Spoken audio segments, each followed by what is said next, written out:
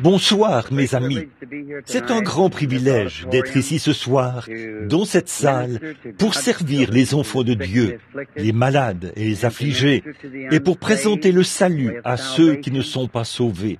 Nous sommes désolés que ce soit notre dernière soirée de cette campagne spéciale, de cette série de réunions, mais nous tenons vraiment à remercier chacun de vous, sans exception, pour votre merveilleuse collaboration, pour tout ce que vous avez fait pour nous. Vous nous avez exprimé votre foi et tout ce que vous avez fait. Nous en sommes reconnaissants du fond du cœur. Seule l'éternité vous fera voir à quel point nous en sommes reconnaissants.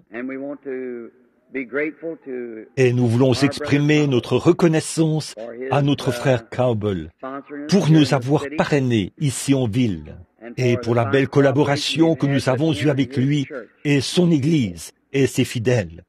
Et nous remercions chacun de vous qui êtes venus de divers endroits, de l'Indiana et des environs et des États voisins.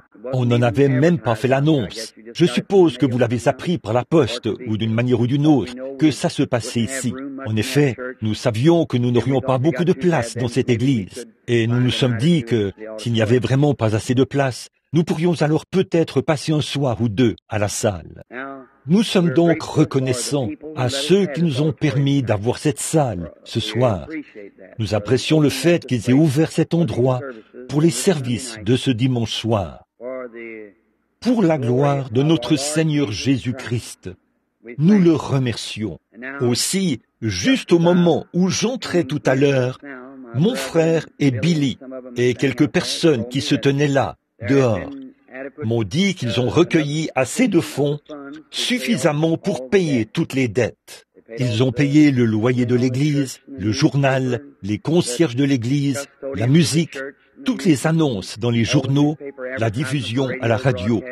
Tout a été payé jusqu'à ce soir. Je pense qu'ils en ont reçu suffisamment, donc l'offrande d'amour de ce soir me reviendra. À ce sujet, comme vous le savez, j'ai toujours essayé de garder une bonne réputation par rapport à l'argent. Nous ne faisons pas cela. Et s'il n'y en a pas assez pour subvenir à tous ces besoins, alors je le prélève de mon offrande d'amour. Pour ce qui est de l'offrande d'amour, je n'accepterais même pas ça si je n'étais pas un homme pauvre qui doit vivre comme nous tous devons le faire. Si je pouvais tenir ces réunions d'un bout à l'autre du pays, tout en travaillant, je ne mentionnerai jamais une offrande d'amour pour moi-même. Tout ce que nous demandons, c'est que les dépenses soient payées. Et ce n'est pas qu'à Louisville, c'est ce que nous faisons partout dans le monde. Et aussi longtemps que je vivrai et que Dieu me viendra en aide, ça restera comme ça. Ce n'est pas l'argent. Je ne cherche pas l'argent. J'essaye d'amener les gens à croire au Seigneur Jésus-Christ pour leur salut et pour leur guérison.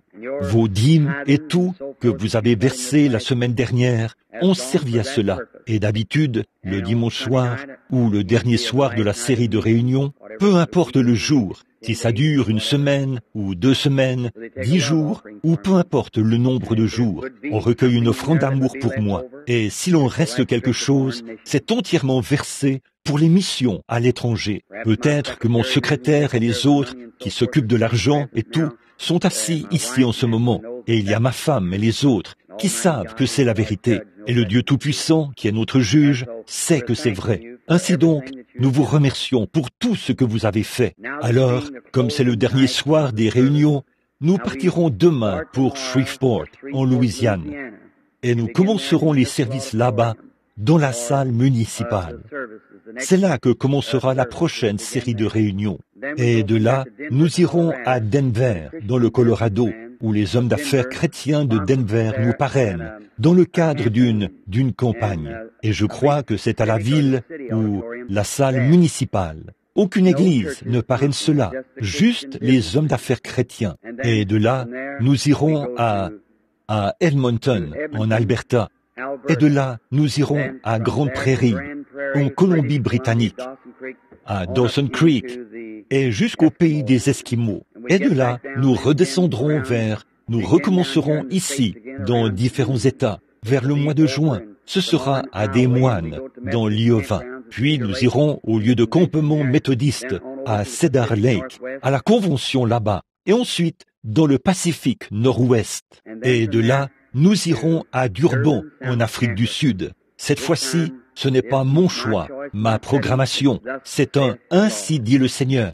Et nous irons en Afrique, en Inde, en Palestine, au Luxembourg, à Francfort, en Allemagne, à Londres, puis à Paris, et nous reviendrons à la maison. Et partant de là, nous devrions revenir vers janvier ou février, puis nous irons en Nouvelle-Zélande, en Australie et en Orient. Et je m'attends à ce que des prières soient élevées de Louisville, Kentucky, en faveur de ces séries de réunions que nous aurons suivant cet itinéraire. Un de ces jours, s'il m'arrivait de revenir même dans un an, il y en a beaucoup qui sont assis ici ce soir, qui ne seront peut-être plus de ce monde, si je suis épargné, dans un auditoire de cette taille, de 1000 personnes ou plus, peu importe, il y en aura beaucoup parmi vous qui seront partis. Puis, un de ces glorieux matins, je vous reverrai à la résurrection, quand les saints, les rachetés, seront ramenés sur la terre pour le glorieux millénium. J'espère passer une éternité sans fin avec vous dans le royaume de Dieu, que je représente ici ce soir. Que Dieu vous bénisse tous. Je ne veux oublier personne. Les demoiselles qui jouent de la musique et, tout le monde. Que Dieu vous bénisse. Bon, ce soir, c'est à moi qu'il incombe de parler encore une fois pendant quelques instants. Et je ne sais pas à quelle heure nous devons quitter la salle, mais nous commençons à l'instant à 20h30 et nous allons parler peut-être pendant une demi-heure. Puis nous allons commencer notre ligne de prière et prier pour les malades. Ainsi donc, vous, mes chers amis chrétiens ici de Louisville, Kentucky, de Jeffersonville, de New Albany, un de ces jours, j'aimerais annoncer dans tout le pays la tenue d'une série de réunions et dresser ici une grande tente qui peut accueillir plusieurs milliers de personnes et avoir un réveil à l'ancienne mode. À mon avis, c'est ce dont nous avons besoin à Louisville, d'un réveil à l'ancienne mode, un réveil envoyé par Dieu. Priez, si le Seigneur me conduit dans cette direction, je viendrai. Bon, il y a 2 ou 3 campagnes de guérison en cours dans la ville. C'est pour ça que nous n'en avons pas fait un programme national. Nous sommes juste venus à l'église de Frère Cowbell, vous voyez. Et nous ne sommes pas venus ici pour faire concurrence à ces autres frères. Nous ne croyons pas qu'on doive être en concurrence au sein de la religion de Jésus-Christ. Nous sommes tous frères. Nous travaillons ensemble et faisons tout ce que nous pouvons pour le bien du royaume de Dieu et de chaque église, de chacune d'elles. Il se peut que nous, les ministres, ayons des points de vue un peu différents, mais pas envers les gens. Nous continuons de croire que le sang de Jésus-Christ nous purifie de toute iniquité. Nous devenons des fils et des filles de Dieu en confessant nos péchés et en acceptant ce sang, quelle que soit l'église dont vous faites partie. Et nous croyons cela de tout notre cœur. Mes réunions sont toujours inter-évangéliques ou interdénominationnelles. Alors nous espérons que Dieu vous bénira tous. Maintenant, lorsque nous visitons une ville ou un endroit, nous ne sommes pas là pour représenter la guérison divine. Nous ne présentons même pas la guérison divine. Nous présentons Jésus-Christ, le Fils de Dieu. Et quand on présente Jésus-Christ, on présente la guérison divine. En effet, ce sont les attributs de sa mort qui nous procurent le salut et la guérison de nos corps. Et aucun homme n'a en lui la puissance qui puisse guérir quelqu'un d'autre. La guérison a déjà été acquise au calvaire. Et la seule chose que nous pouvons faire, c'est de diriger l'homme où cet unique sacrifice entièrement suffisant a été offert par Jésus-Christ, le Fils de Dieu. Une fois là, nous ne faisons que regarder et vivre. Dieu a pourvu d'un moyen et nous l'acceptons. Un ministre ne pourrait pas sauver qui que ce soit. Il ne peut que prêcher l'Évangile s'il est loin du Saint-Esprit et diriger les gens vers l'endroit où ils ont été sauvés. Ils ont été sauvés il y a 1900 ans au calvaire. Vous devez l'accepter comme votre sauveur personnel maintenant pour recevoir les bienfaits ou les dividendes de sa mort et profiter des attributs de ce pourquoi il est mort. Eh bien, c'est pareil pour la guérison divine. Il était blessé pour nos transgressions, brisé pour notre iniquité. Le châtiment qui nous donne la paix est tombé sur lui. C'est par ses meurtrissures que nous avons été guéris. Tout cela le même jour, part le même homme. Ils sont indissociables. Ils sont parallèles l'un à l'autre. Le sang qui coulait de son dos et celui qui coulait de ses blessures se sont mélangés et ont ruisselé sur ses pieds. Vous voyez, c'est ça. Le salut, la guérison, la paix, la satisfaction, la joie, tout ce dont nous avons besoin au cours de notre voyage terrestre a été pourvu au calvaire. Et Dieu prendra soin de tous ceux qui l'accepteront sur ses bases et qui le croiront de tout leur cœur. Là, Dieu a placé dans l'Église des docteurs, des apôtres, des prophètes, des dons de guérison et, toutes sortes de dons. Il les a placés dans l'Église pour le perfectionnement de l'Église, pour rassembler l'Église.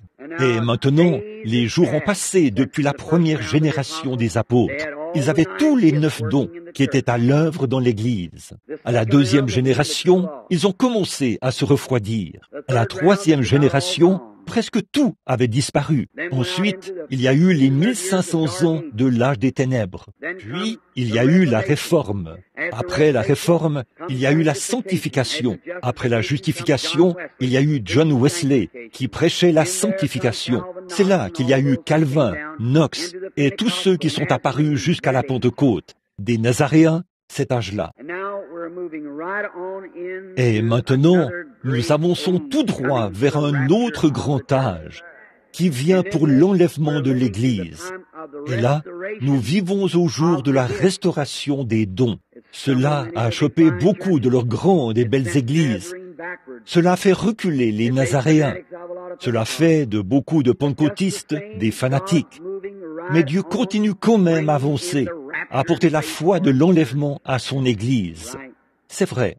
Donc, ce soir, je représente cette foi-là, la foi qui était transmise aux saints une fois pour toutes, sous la forme d'un don divin. Et, à mon avis, les dons et les appels, non pas à mon avis, mais la Bible dit que les dons et les appels sont sans repentir. Il n'y a rien que vous puissiez faire à ce sujet. Vous ne pouvez pas faire en sorte que vous ayez des yeux bleus alors que vous avez des yeux bruns. Vous êtes simplement ce que vous êtes par la grâce de Dieu. Vous ne pouvez même pas venir si Dieu ne vous appelle pas premièrement. Vous ne pouvez pas chercher Dieu si Dieu ne vous cherche pas premièrement. Et s'il ne vous appelle pas, nul ne peut venir à moi si mon Père ne l'attire. Donc, Dieu cherche. Dieu a placé dans l'Église. Et puis, depuis ma tendre enfance, je suis né ici, dans l'État du Kentucky. Des visions me viennent naturellement, comme manger ou quoi que ce soit d'autre. Ça vient simplement selon que Dieu le veut. Il les donne. Je fais simplement ce qu'il me dit de faire. J'ai certainement de nombreux critiques. Il y a beaucoup de gens qui ne croient pas à cela. Peu importe ce qui arriverait, ils n'y croiraient pas de toute façon. Je m'attends à voir ça. Et si je n'avais pas ça, je m'avancerais à un hôtel quelque part et je dirais, « Seigneur bien-aimé, qu'est-ce qui ne va pas chez moi ?» Car tous ceux qui vivent pieusement en Jésus-Christ seront persécutés. C'est vrai, nous devons subir cela. C'est vrai. Donc, Jésus l'a subi et il a dit, si lui qui pouvait se tenir devant son auditoire et savoir ce qui n'allait pas chez les gens et savoir s'ils étaient guéris ou pas, et quelqu'un l'a touché avec foi. Quand il s'est retourné, il a dit, qui m'a touché? Il a dit, ta foi t'a sauvé. Maintenant, ta perte de sang s'est arrêtée. Ta foi t'a guéri. Une fois, une femme est venue à lui, où il se tenait là où elle se trouvait, près d'un point d'eau, ou d'une source, d'un puits, du puits de Jacob. Une femme est venue, et il a échangé avec elle pendant quelques instants, jusqu'à ce qu'il trouve son problème. Il a dit, va chercher ton mari. Elle a dit, je n'en ai pas. Il a dit, c'est vrai, tu en as 5. Quand il était ici, il savait où se trouvait un poisson qui avait une pièce de monnaie dans la bouche. Il savait où se trouvaient 2 mulets attelés au carrefour. Et il savait à quel endroit un homme porterait une cruche. Il savait beaucoup de choses. Il connaissait Philippe quand il est venu à lui. Il savait qu'avant de venir, il avait prié sous un arbre. Il savait qu'il était un homme bon et juste. Mais il a dit, d'après ses propres paroles, « Je ne peux rien faire de moi-même, tant que le Père ne m'a pas montré ce qu'il faut faire. » Que tous ceux qui croient cette écriture disent « Amen ». C'est ça, Jean 5, 19. Il est passé près d'une grande foule. Il y avait 2 ou 3 000 personnes là. des infirmes, des déformés, des estropiés, des boiteux, des aveugles, des paralytiques. Bien qu'il était plein d'amour et de compassion, il est passé à côté de tous ces gens. Il a guéri un homme qui avait un genre de petite maladie. Oh, je ne sais pas. Il se peut qu'il ait juste été sujet à de mauvais rhumes. Pour autant que je sache, ça, il en souffrait depuis 38 ans. Ça n'allait pas lui faire du mal ou le tuer. Ça faisait longtemps qu'il en souffrait. Il a guéri cet homme et est parti, laissant cette foule couchée là. Et lorsqu'on lui a posé la question, il a dit « Je ne peux rien faire de moi-même. Je ne fais que ce que je vois faire au Père. » Or, parfois, les gens voulaient qu'il fasse le bouffon avec cela. Quand ils voyaient qu'il avait cette puissance, ils le lui demandaient. Hérode a dit « Fais un miracle pour moi, que je te vois faire quelque chose. » Et il lui a demandé de parler pour sa défense. Il s'est tenu là, comme muet devant ceux qui le tondaient, comme une brebis muette devant ceux qui la tondent. Un jour, ils lui ont entouré la tête d'un morceau d'étoffe. Un groupe de soldats qui critiquaient, et ils l'ont frappé sur la tête, et ont dit, « Eh bien, si tu es prophète, si tu sais toutes ces choses, et ainsi de suite, dis-nous qui t'a frappé. Fais un miracle pour nous. » Quand Satan l'a rencontré la première fois, Satan a dit, « Maintenant, si tu fais un miracle pour moi, je croirai que tu es le Fils de Dieu. Change ces pierres en pain, que je te vois le faire. » Jésus lui a simplement cité l'Écriture. En fait, chaque fois, Satan voulait le voir faire un miracle. Les gens qui sont possédés par Satan veulent le voir. Fais quelque chose pour moi, que je te vois guérir celui-ci. Laisse-moi te faire une égratignure sur la main. Si tu la guéris, je te croirai. Voilà, c'est ça. Le même mauvais esprit qui a dit, « Descends de la croix maintenant, et nous te croirons. Tes mains sont clouées là-haut. Tu appelles Élie, qu'on le voit te délivrer maintenant. Si tu as trouvé tant de grâce devant lui, devant Dieu, qu'on le voit te délivrer. Descends de la croix, et nous te croirons. Fais un miracle devant nous. » Les miracles ont toujours déconcerté l'incroyant. Mais n'empêche que notre Père Céleste est tout de même un Dieu qui opère des miracles. C'est tout. Partout où il a toujours été, quel qu'ait été son ministère, partout où il a envoyé ses ministres, il y a eu des signes, des prodiges et des miracles. Maintenant, que le Seigneur vous bénisse, alors que je lis un passage de l'Écriture ici pendant quelques instants. Puis, nous allons commencer le service et passer ensuite directement au service de guérison. Maintenant, regardez, Jésus, quand il était ici sur terre, il a dit, « Voici, vous ferez, vous aussi, les choses que je fais. Vous en ferez davantage, ou de plus grandes, car je m'en vais à mon Père. » Encore un peu de temps. Je cite Jésus. Encore un peu de temps, et le monde ne me verra plus. Mais vous, vous me verrez, car je serai avec vous, et même en vous, jusqu'à la fin du monde. Jésus-Christ, le même hier, aujourd'hui et éternellement. Combien de chrétiens ici présents ce soir croient de tout leur cœur que Jésus-Christ est ressuscité des morts et qu'il est vivant ce soir? Levez la main. Eh bien, s'il est le même hier, aujourd'hui, éternellement, ne produira-t-il pas ce soir dans son Église la même chose qu'il a faite dans son Église quand il était dans la chair ici sur terre? Voyez, c'est juste, le Saint-Esprit, c'est l'Esprit de Jésus-Christ. Il est ici sous une forme spirituelle, tout aussi vivant qu'il l'a toujours été. Ici, il vit en nous, accomplissant les choses qu'il faisait quand il était ici sur terre, en guise de confirmation de sa présence parmi nous. Je serai avec vous, et même en vous, jusqu'à la fin du monde. Que le Seigneur vous bénisse. Prions. Père Céleste, ce soir, reçois la gloire, Père Céleste, des efforts que nous essayons de déployer pour ta gloire. À présent, voici la parole posée ici, sur la chair. Elle est ouverte. Mais qui peut la comprendre? Alors qu'elle est écrite par inspiration, il était promis qu'elle serait cachée aux yeux des sages et des intelligents et révélée aux enfants qui seraient disposés à apprendre. Or, nous te prions, Père, de permettre que nous nous considérions comme des enfants qui ne savent rien, afin que nous puissions apprendre des choses par la révélation du Saint-Esprit. Puisse-t-il prendre la parole de Dieu maintenant et la donner à chaque heure, selon nos besoins, car c'est en son nom que nous le demandons. Amen. Dans Genèse, il fait un peu chaud ici en haut. Je suppose que c'est aussi le cas dans l'auditoire. Si les concierges voulaient bien augmenter un peu le débit d'air dans le bâtiment pour que les gens soient un peu plus à l'aise, j'en vois qui s'éventent. Maintenant, dans Genèse chapitre 22, je veux attirer votre attention sur quelques mots ici dans l'Évangile, alors que nous terminons cette série de réunions.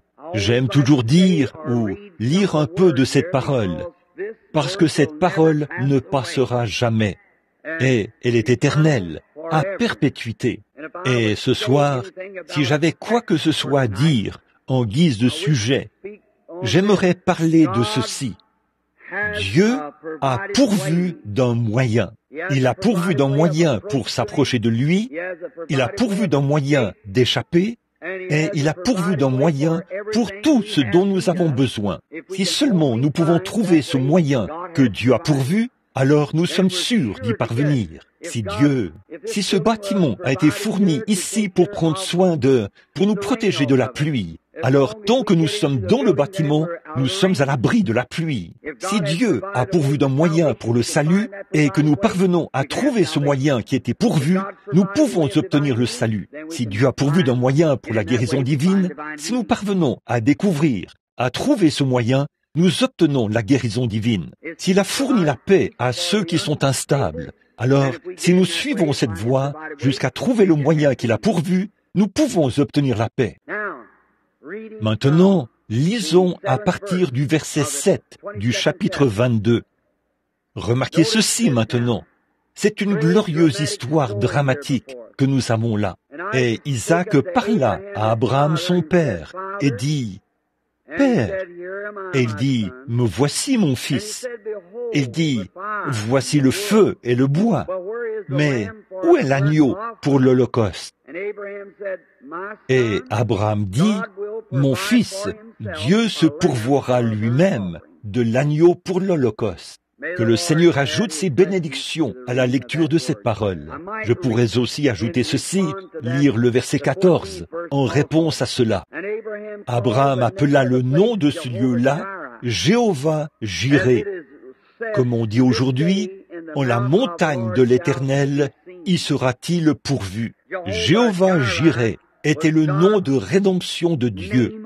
Dieu, le mot Jéhovah Jireh signifie Dieu se pourvoira lui-même du sacrifice. Autrement dit, Dieu préparera un moyen. Eh bien, Dieu avait 7 noms composés en rapport avec la rédemption. Jéhovah Jireh, Jéhovah Manassé, Jéhovah Rapha, celui qui guérit. Et tous ces différents noms composés qu'il portait, ce qu'il était, qui représentait ce qu'il était pour les gens. Et ce sacrifice qui était pourvu ce soir, Jéhovah Jireh, l'Éternel se pourvoira lui-même de l'agneau. Alors que nous abordons maintenant cette glorieuse histoire dramatique que nous avons sous les yeux, puisse le Saint-Esprit prendre ces quelques paroles qui seront prononcées et les ancrer dans chaque cœur. Maintenant, ce soir, c'est le dernier soir de la série de réunions, et je veux que chacun de vous m'accorde toute son attention. Et écoutez attentivement maintenant. Nous essayons de remporter la plus grande victoire de cette série de réunions. C'est le dernier soir. D'habitude, il y a plus de gens qui sont guéris le dernier soir que dans toutes les réunions précédentes. C'est la grande attente. Satan combat plus férocement. Tout a l'air d'aller mal, parce que Satan essaie de maintenir ces gens sous pression et tout, afin de pouvoir les éloigner de cette grande période de tension dans laquelle nous entrons maintenant. Comme qui dirait, ce grand moment où on donne le coup décisif. Il est déjà battu, acculé au mur. Il a été démasqué et tous ses artifices ont été démasqués. Et des hommes et des femmes ont accepté Jésus-Christ comme leur sauveur. Des personnes atteintes de cancer et de tumeurs et tout ont été guéries. Et les attestations de médecins qui prouvent que c'est la vérité. Voici en ce moment un groupe de gens assis ici ce soir qui sont dans une grande attente. Quant à Satan, s'il peut troubler votre pensée, voilà tout ce qu'il a à faire. Mais avançons pour donner le coup décisif maintenant même, pour complètement chasser Satan et toutes ses puissances de ce bâtiment, afin que Dieu puisse circuler librement pour guérir chaque personne malade pour la gloire de Dieu. Alors, le patriarche Abraham est sorti de Chidéan, loin de la tour de Babel. Son père et lui ont fait route vers la plaine. Et Abraham, âgé d'environ 75 ans, là, Dieu a appelé Abraham par élection et l'a fait sortir de son propre pays et lui a dit qu'il aurait un enfant de sa femme, Sarah, qui avait 65 ans à l'époque. Dieu a fait la promesse. Je veux que vous voyez combien les promesses de Dieu sont si réelles pour ceux qui les acceptent. Et il lui a dit ce qu'il allait faire. Il est parti sans savoir où il allait, mais il a séjourné dans un pays étranger. Dieu, quand il appelle les gens, il exige une séparation totale d'avec toutes les choses du monde, un anéantissement des choses du monde. Séparez-vous et Dieu vous bénira. Sortez du milieu d'eux. Ne participez pas à leurs péchés. Ne vous mettez pas sous un joug avec des incroyants, mais mettez-vous sous un joug avec les croyants, les concitoyens du royaume. Et Abraham a dû prendre sa femme et quitter le pays. Mais par la foi, il a cru Dieu. On ne saurait trouver une explication logique à cela. Il n'y a aucun moyen d'expliquer comment cela aurait pu être possible pour lui, que cette femme qui avait vécu avec lui depuis qu'elle était une jeune fille, et que tous les deux étaient jeunes et en bonne santé, pendant tout ce temps, jusqu'à ce qu'elle ait 40, 50, 60 ans, qu'elle avait probablement passé la ménopause, depuis 25 ans. Et là, Dieu disait, « Tu auras un enfant de cette femme. » Et Abraham a cru Dieu, contre toute logique, contre toute recherche scientifique, même aujourd'hui. Comment une femme de 65 ans pourrait-elle avoir un enfant? Mais Dieu a dit qu'elle l'aurait, et Abraham a cru cela. Alors, il est parti sans savoir où il allait. Et finalement, quand Sarah avait presque 100 ans, Abraham continuait de croire. Je veux que vous voyiez cela. Il continuait de croire que Dieu allait tenir sa promesse. Il avait tout préparé pour accueillir l'enfant. Et finalement, le petit est arrivé. C'est toujours ainsi que Dieu procède. Il a fait naître cet enfant juste au bon moment. Vous voyez, plus le délai était long, plus Abraham se disait, « Eh bien, je ne l'ai pas obtenu aujourd'hui, je ne l'ai pas obtenu ce mois-ci, je ne l'ai pas obtenu le mois dernier. Mais peu importe combien de temps ça prend, plus c'est long, plus je prends de l'âge, plus le miracle sera grand. » Louez Dieu pour cela. Au lieu de s'affaiblir comme nous le serions, on prie pour vous ce soir et vous êtes guéris. Vous dites que cela a empiré le lendemain. Vous dites, oh, eh bien, ça ne vaut rien. C'est pour ça. Vous n'arrivez pas à garder la parole de Dieu. Je serre ta parole dans mon cœur, ô Seigneur. C'est David. Serrez la parole de Dieu dans votre cœur. Alors Dieu tiendra cette parole. Dieu doit tenir sa parole. Dieu n'est pas obligé de guérir pour prouver sa puissance, mais il est obligé de guérir pour tenir sa parole. C'est vrai, Dieu n'a pas à prouver quoi que ce soit. Il est Dieu. Mais ce qu'il dit, il est tenu d'exécuter sa parole. C'est pareil pour vous et moi. Nous sommes tenus de respecter notre parole, et Dieu est tenu d'exécuter sa parole. Donc, si la guérison divine est dans la parole, c'est réglé. S'il a été blessé pour nos transgressions, et par ses meurtrissures, nous avons été guéris. C'était ça, le sacrifice. C'est réglé. En ce qui me concerne, c'est tout. Si Dieu l'a fait là, et s'il a promis qu'il le ferait, c'est réglé. C'est ce qu'il en était pour Abraham. Quoi qu'il arrivât, Abraham croyait quand même cela. Peut-être avait-il tout préparé pour accueillir le petit enfant, et Dieu l'a laissé dans la tente jusqu'à ce qu'il ait 100 ans. Puis, il a fait que Sarah, lui, redevienne une jeune femme et un jeune homme. Et il leur a donné l'enfant. Voilà, quel beau tableau nous avons là devant nous, que nous contemplons. Voici que ce jeune homme a maintenant environ 16 ou 17 ans. Le cœur même de ce vieil homme et de cette vieille femme, un charmant petit enfant. Alors Dieu parle à Abraham un soir et lui dit, « Abraham, emmène-le là-haut sur la montagne et offre-le. Tue-le. » Et pourtant, Dieu avait promis à Abraham que, par Isaac, toutes les nations du monde seraient bénies.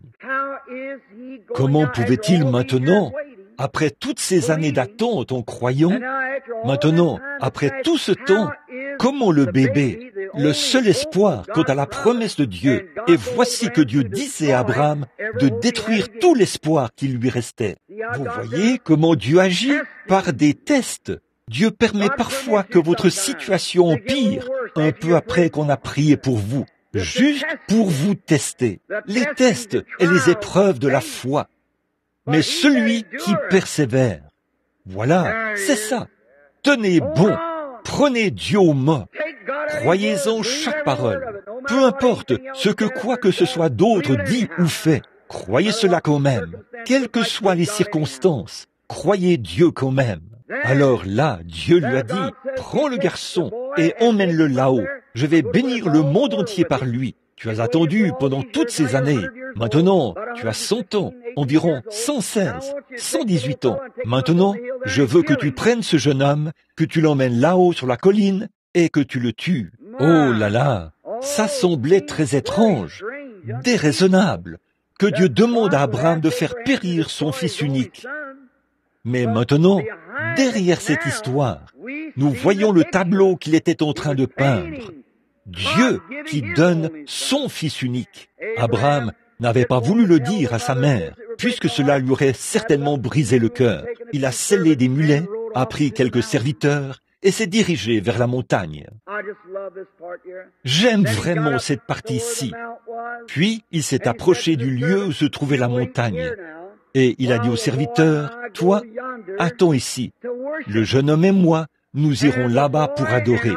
Puis, le jeune homme et moi, nous reviendrons. » Comment allait-il revenir alors qu'il y allait pour le tuer? Mais Abraham savait une chose, c'est il l'avait reçu dans une préfiguration, comme quelqu'un d'entre les morts, et Dieu était capable de le ressusciter des morts. Dieu pourvoirait d'un moyen d'échapper, d'une manière ou d'une autre. Comment? Il ne le savait pas. Dieu lui avait dit de l'amener là-bas pour le tuer, et c'était la seule chose qu'il avait à faire. Toi, attends ici. Le jeune homme et moi irons là-bas pour adorer. Puis, le jeune homme et moi reviendrons. Remarquez, le petit Isaac a porté le bois et a gravi la colline. Le père le conduisait. Isaac le suivait avec le bois sur le dos. Regardez ça, une magnifique image de près de 800 ans plus tard. Dieu qui conduirait au calvaire son propre fils, qui porterait le bois sur son dos afin de l'offrir en sacrifice. Une image de Dieu qui pourvoirait d'un moyen d'échapper. Eh bien, lorsqu'Abraham est arrivé au sommet de la montagne, il a roulé les pierres et les a rassemblées. Il a bâti un autel, y a disposé le bois. Le petit garçon a dit, « Père ?» Il a répondu, « Me voici, fiston. » Il a dit, « Voici l'autel, voici le bois. Mais où est l'agneau pour le sacrifice ?» Et Abraham, d'une voix tremblante, a dit, « Dieu pourvoira de l'agneau pour le sacrifice. » Regardez ce moment sombre. Pourtant, la foi pure ne lui permettait pas de douter de Dieu. Remarquez, oh, il m'arrive parfois de regarder cette histoire et de pleurer de joie. Abraham a lié les mains de son propre fils et l'a mis sur l'autel. Il a retiré le couteau de sa ceinture et il était prêt à ôter la vie à son fils parce que Dieu lui avait dit de le faire. Et à ce moment-là, une voix venant du ciel s'est écriée. Elle a dit, « Abraham, n'avance pas ta main. » Et là, le Saint-Esprit lui a saisi la main et a dit, « Je vois que tu n'as pas refusé ton propre fils. Je sais que tu m'aimes. » Et à peu près à ce moment-là, quelque chose s'est mis à bêler dans le désert. Pris là-bas, un petit bélier se trouvait là. Dieu a pourvu du sacrifice. Regardez bien, un bélier. Il fallait que ce soit un mouton, un mâle, un bélier, un type de Christ qui prendrait la place de la mort. Voilà le sacrifice pourvu par Dieu. Et Abraham a offert ce sacrifice à la place d'Isaac. Quelle magnifique image, là. Remarquez, Dieu a toujours pourvu d'un moyen. Il pourvoira d'un moyen ce soir, pour chacun de vous. Et Israël, quand ils étaient en Égypte, ils étaient en esclavage. et ils avaient des ennuis. Et ils se sont mis à crier à Dieu pour réclamer la délivrance. Remarquez, Dieu ne pourvoit que lorsque nous sommes dans la parole de Dieu. Israël avait la parole de Dieu qui leur disait qu'ils partiraient de là un jour. Alors, ils se sont mis à crier à Dieu selon la volonté de Dieu, pour que Dieu pourvoie à ce qu'il avait promis de faire. Voilà, c'est cela. Lorsque vous priez pour demander quelque chose qui est en dehors de la volonté de Dieu, vous ne pouvez pas avoir la foi pour cela. Mais si Dieu promet quelque chose, je crois qu'il tiendra sa parole. Donc, il le savait. C'est pour cela qu'Abraham savait que Dieu le délivrerait d'une manière ou d'une autre, parce qu'il avait promis que par Isaac, toutes les nations du monde seraient bénies. Là-bas, en Égypte, les enfants d'Israël savaient que Dieu leur avait promis la délivrance. Alors, ils se sont mis à prier pour obtenir l'effet de la promesse. Vous dites, frère Branham, quant à la guérison divine, si je savais que Dieu a promis cela, très bien, prenons ceci un instant. Jacques 5, 14. S'il n'y a pas de campagne de guérison quelque part dans la ville, il a dit, si quelqu'un parmi vous est malade, qu'il appelle les anciens de l'Église, qu'on loigne d'huile, et qu'on prie pour lui. La prière de la foi sauvera le malade. C'est la parole de Dieu, le moyen pourvu par Dieu. C'est vrai. Remarquez, quand Israël s'est mis à crier, Dieu s'est mis à écouter, et il a pourvu d'un moyen d'échapper. Il leur a envoyé Moïse.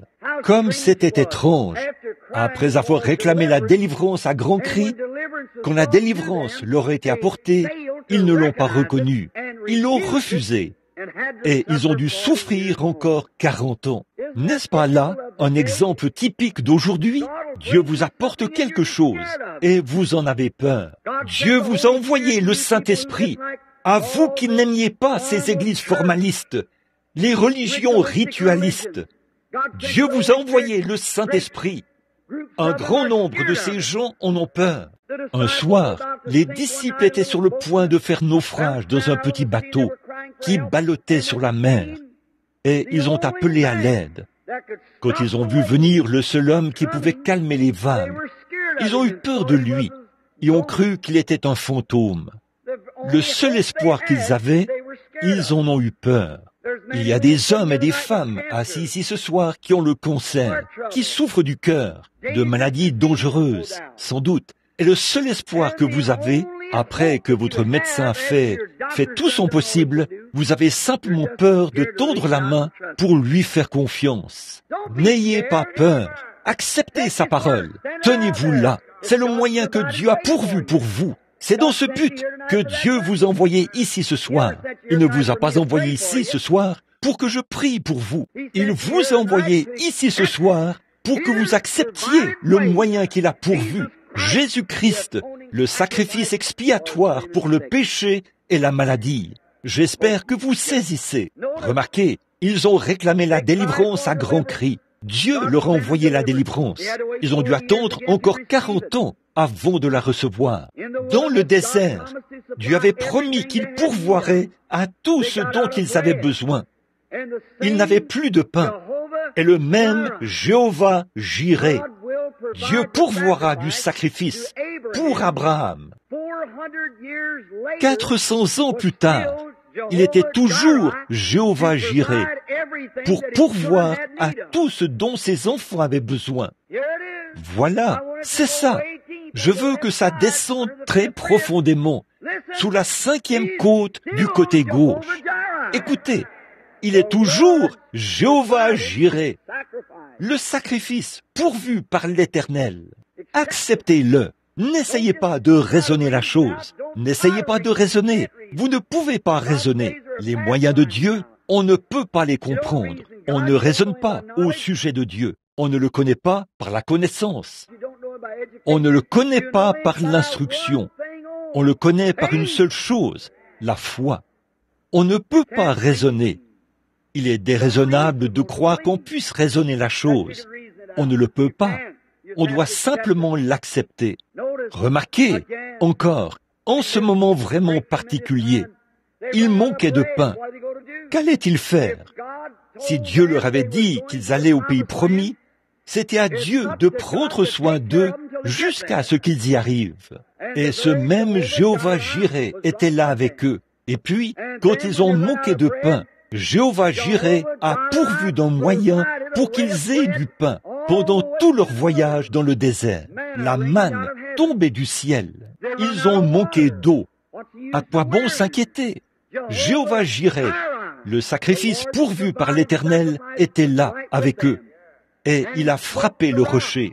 À partir de ce moment-là, ils lui ont parlé, et l'eau a coulé en abondance. Ils ont abreuvé tout leur bétail, des milliers de litres d'eau coulaient par seconde, jaillissant d'un rocher dans un désert aride. C'est irrationnel, n'est-ce pas? Mais Dieu a pourvu. Ne raisonnez pas sur la façon dont il s'y prend. Il le fait simplement parce qu'il a dit qu'il le ferait. Comment un patient qui est étendu là, se mourant du cancer, et à qui les meilleurs médecins ont dit qu'il n'y a aucun espoir, comment pourrait-il guérir? C'est irrationnel. Mais il est Jéhovah Jireh, le sacrifice pourvu par l'Éternel. Comme c'est beau. Un jour, la maladie a frappé dans le camp. Il n'avait probablement pas de médecin ni de traitement. Qu'est-ce que Moïse était là, avec tout ce groupe de gens. Ils étaient environ 2 millions, vieux et jeunes, des malades et tout. Quand ils sont sortis du désert, il n'y avait pas un seul infirme parmi eux. Mais là, remarquez, quand ils ont péché pendant qu'ils étaient dans le désert et que les serpents se sont mis à les mordre, ils ne pouvaient rien faire. Et Dieu, lorsque Moïse lui a parlé, il a pourvu d'une expiation. Il a dit à Moïse, va chercher un morceau d'airain, fais-en un serpent et place-le sur une perche. Il arrivera que quiconque regardera ce serpent se rétablira. C'est encore un beau type. L'airain, le serpent lui-même, signifiait le péché déjà jugé. En Éden, il avait déjà été jugé lorsque Dieu avait prononcé le jugement contre le serpent. L'airain représente le jugement divin sur l'autel d'airain où les corps des animaux étaient brûlés, après que le sang avait été prélevé tous les jours à 9 heures, à midi et à 15 heures. Des litres de sang étaient répandus sur cet autel, au-dessus des corps des animaux morts, et de la fumée noire s'élevait. Chaque juif en Palestine se prosternait et levait les mains au ciel. Et au fur et à mesure que cette fumée montait, ses prières l'accompagnaient. Très bien, le jugement divin. Les corps brûlaient sur un autel d'airain, exactement comme en Israël, quand Akab avait fait pécher Israël. Élie est allé scruter les cieux. 3 ans et 6 mois s'étaient écoulés sans pluie. Il a dit, ça ressemble à de l'airain, le jugement divin. Dans Apocalypse, quand ils ont vu Jésus, dans Apocalypse 1, ses pieds ressemblaient à de l'airain, le jugement divin. Le serpent représentait le jugement divin pour apaiser Dieu. Ces jugements sont divins.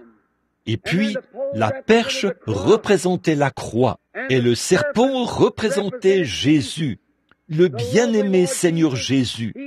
Il est descendu et a été fait péché.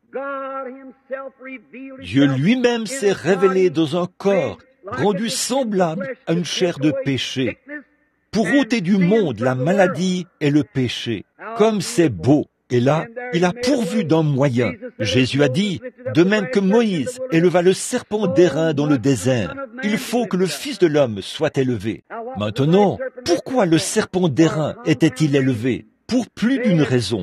Ils avaient péché et ils étaient malades. Bon, donc, Jésus a été élevé, blessé pour nos transgressions. C'est par ses meurtrissures que nous sommes guéris. Plus d'une raison. Et ce soir, que Christ guérisse les malades est encore tout aussi réel que ça l'est de sauver les pécheurs. Un miracle qui est beaucoup plus grand pour lui que de sauver un pécheur. C'est qu'il doit changer ses manières de faire. Ce qui est certain, c'est qu'une fois changé, il saura comment croire Dieu au sujet de sa guérison. Vous voyez ce que je veux dire? Rapidement, un autre beau type qui me vient à l'esprit, c'est dans le livre de Ruth. Beaucoup d'entre vous survolent ce livre sans réfléchir.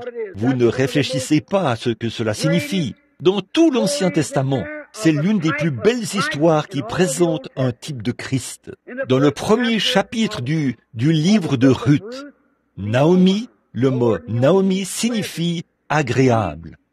Elle, son mari et ses 2 fils ont quitté la Palestine, un type de l'Église.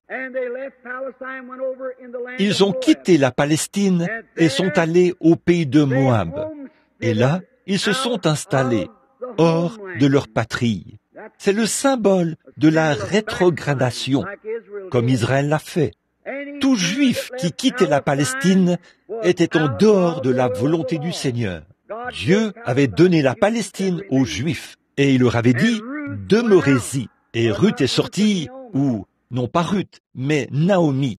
Puis ses 2 fils se sont mariés et tous les hommes sont morts, son mari et ses 2 fils. Elle a entrepris de retourner chez elle. Ses belles-filles ont fait un bout du chemin avec elle. L'une d'elles a levé les yeux et a considéré sa patrie. Elle est repartie. Mais Ruth, la Moabite, elle a refusé de retourner. Elle aimait sa belle-mère. Elle a dit, « Retournez vers votre peuple, je suis vieille, et même si j'avais d'autres enfants, eh bien, vous connaissez les lois, comment les choses se faisaient à cette époque-là, vous qui étudiez la Bible. » Elle a dit, « Si j'avais un enfant, vous seriez trop vieille pour lui quand il aurait grandi. Donc, retournez et vous pourrez vous remarier. » Oh, j'aime ça. Naomi, là, le type de l'Église juive. Ruth, le type de l'Église des nations. Remarquez, voici qu'elle revient maintenant. Voyez, Ruth, qui était une femme des nations, une adoratrice païenne, a regardé en arrière et a dit, « J'irai avec toi. Où tu vivras, je vivrai. Où tu mourras, je mourrai. Où tu seras enterré, je serai enterré. Ton Dieu sera mon Dieu. » Ça, c'est l'Église des nations qui accepte le salut par Jésus-Christ, notre Seigneur. Remarquez, quelle belle image. Là, j'aurais aimé qu'on ait du temps. Le chapitre 2 du livre de Ruth révèle le moment de son retour. Quand elle est revenue, c'était tout juste au moment de la moisson, de la saison des orges. Et quand elle a vu, quand ses yeux ont vu sa patrie, elle a pleuré. Je désire ardemment entrer en Palestine. Vous voyez, ces personnes pleuraient en voyant leur patrie. Ces Juifs affluent en Palestine par milliers.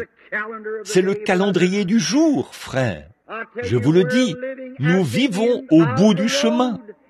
Je ne serais pas du tout surpris que beaucoup de ceux qui sont assis ici et qui sont âgés voient ce temps où il ne restera pas pierre sur pierre à Louisville, dans le Kentucky. Ce sera peut-être dans un an. Je ne sais pas. Ne dites pas que j'ai dit dans un an. Je ne sais pas. Personne ne le sait.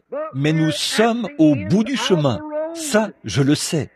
Ces bombes à hydrogène et ces choses sont prêtes à exploser d'un moment à l'autre. Les Juifs retournent à Jérusalem. Et l'étoile de David à 6 branches, le drapeau le plus ancien du monde, flotte à Jérusalem pour la première fois depuis 2000 ans. Un signe du temps.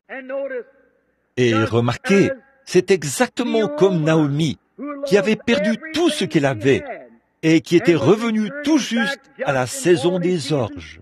Et aujourd'hui, la Palestine est en train de fleurir comme une rose. On y trouve certaines des plus grandes choses, des richesses de tous les pays du monde. Des produits chimiques qu'on a trouvés dans la mer morte sont d'une valeur inestimable. La Palestine, le plus grand pays d'agrumes, on y cultive des citrons qui pèsent près de 2 kilos. Pensez-y, tout cela accomplit la parole divine de Dieu. Ils rentrent chez eux. Les Juifs sont en train d'y retourner à la saison des orges. Elle a levé les mains et a pleuré. Et les gens ont dit, « Voici Naomi qui revient. » Elle a dit, « Ne m'appelez pas Naomi, car Dieu m'a durement affligé, sans savoir ce qu'elle amenait avec elle. » Le Juif est loin de se douter qu'en rejetant Jésus, il a tout simplement donné aux gens des nations la possibilité d'entrer. Oh, j'aime vraiment ça. Remarquez, donc, quand elle a levé les yeux, elle a pleuré. Et remarquez, alors il fallait qu'elle, tout son héritage lui avait été ôté.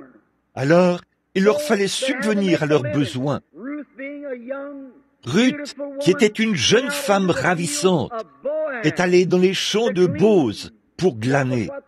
C'est ce que faisaient les paysans, les pauvres. Je veux vous faire remarquer de quel type est l'Église. C'est une Église pauvre. Ruth, qui était un type de l'épouse des nations, là, elle marchait derrière les moissonneurs pour ramasser quelques pailles qui contenaient du blé, l'égrener comme ça et le mettre dans un sac pour subvenir à leurs besoins. Elle glanait, pieds nus, dans les champs de Bose. Et Bose était le Seigneur de la moisson. Il représentait Jésus-Christ, le Fils de Dieu. Remarquez, le grand Seigneur de la moisson. Et il est venu pour parcourir ces champs du regard. Il a vu les glaneurs qui étaient là. Il a vu les moissonneurs. Dès qu'il a posé les yeux sur Ruth, il est tombé amoureux d'elle. Christ, de son Église. Il a dit, « Qui est cette jeune fille qui glane dans les champs ?» Ils lui ont dit, « Ruth. » On l'a ramenée. L'Église juive, sous la conduite de la colonne de feu, sous la conduite de Jéhovah, a ouvert le chemin par l'Ancien Testament aux chrétiens remplis du Saint-Esprit du Nouveau Testament. Ils l'ont amené avec eux. Oh, si nous avions le temps de nous arrêter un peu là-dessus. Remarquez leur retour. Puis il a dit qu'elle vienne s'asseoir à l'ombre et qu'elle mange avec nous. Oh, si nous avions le temps d'insister là-dessus. Remarquez, par la suite, Bose l'a observée et a vu qu'elle était une femme vertueuse. Ça, c'était certainement la sainteté. Alors, il a fait le tour pour donner des instructions à tous les moissonneurs. Il leur a dit, « Bon, quant à vous, lorsque cette jeune fille marchera derrière vous, sans qu'elle le sache, il a dit, mais là, lorsqu'elle sera derrière vous, de temps en temps, laissez tomber une poignée supplémentaire pour qu'elle puisse la ramasser. Oh là là! Allez, ça et là, tenir une petite réunion par ici, puis une réunion de prière dans un foyer, se faire ridiculiser, être tourné en dérision par les autres moissonneurs, ramasser une paille ça et là et l'égrener. Avoir une petite bénédiction ici et rouler sur une distance de 80 kilomètres pour en avoir une autre. Mais je suis si reconnaissant d'avoir une grosse poignée de gens, de temps en temps. La petite église, née de nouveau, qu'on trouve dans un réveil à l'ancienne mode. Une poignée. Lorsqu'elle ramassait cela, je suppose, elle a dit que le Seigneur soit béni. Elle les égrenait. Et le soir, elle en avait un sac plein. Bose, qui représentait Christ, s'est rapidement rendu à la ville. Il ne voulait pas que cette jeune fille lui échappe. Il a dit, « À qui appartient-elle » On lui a dit, « À Naomi. » Et l'Église juive orthodoxe a donné naissance à l'Église des nations. C'est vrai. Il a dit, « Qui est-elle » On lui a dit, « Elle appartient à Naomi. » Alors elle va. Puis il s'en va. Il dit, « Maintenant, il me faut racheter tout ce qu'elle possède. » Or, selon la loi de la rédemption, dans l'Ancien Testament, il fallait que ce soit fait par un parent rédempteur. Selon l'exigence de la loi, ce n'est pas n'importe qui pouvait racheter des biens perdus.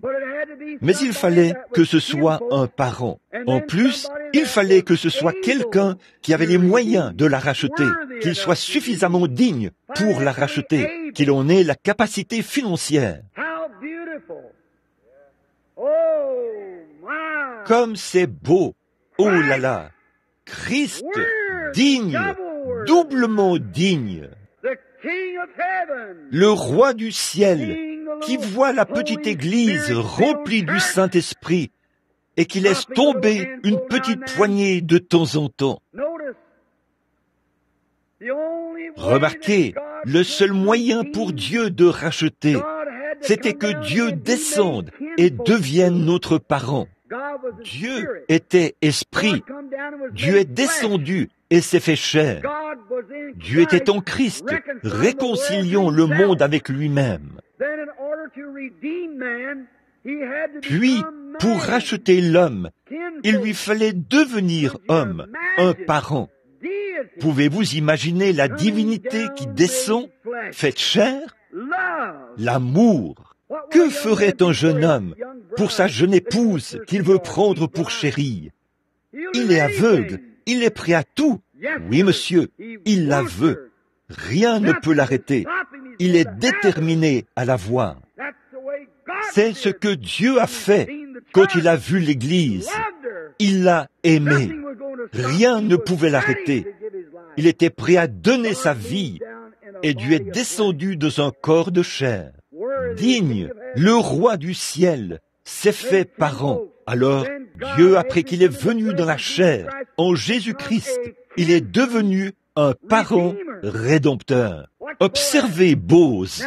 Là, avant qu'il puisse la voir, il a dû demander s'il y avait quelqu'un, un proche parent, qui pouvait prendre cela, l'apprendre. Ainsi, personne ne pouvait le faire.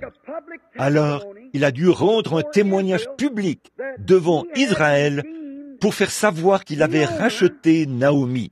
Et il a racheté Naomi afin d'obtenir Ruth. Oh là là! Il est venu chez les siens et les siens ne l'ont pas reçu. Mais il fallait qu'il rachète Naomi afin d'obtenir Ruth. Voyez, oh, quelle belle image! Dites-moi que la parole de Dieu n'est pas inspirée. Chaque parcelle de cela parle de la venue. Et entre-temps, Ruth attendait. Et Bose, le roi de la moisson, ou le seigneur de la moisson, est allé hors des portes, a appelé tous les anciens de la ville et a rendu un témoignage public hors de la porte. Il a dit, « Vous tous, observez bien ceci. » Il a ôté son soulier, il l'a enlevé devant eux, en guise de témoignage.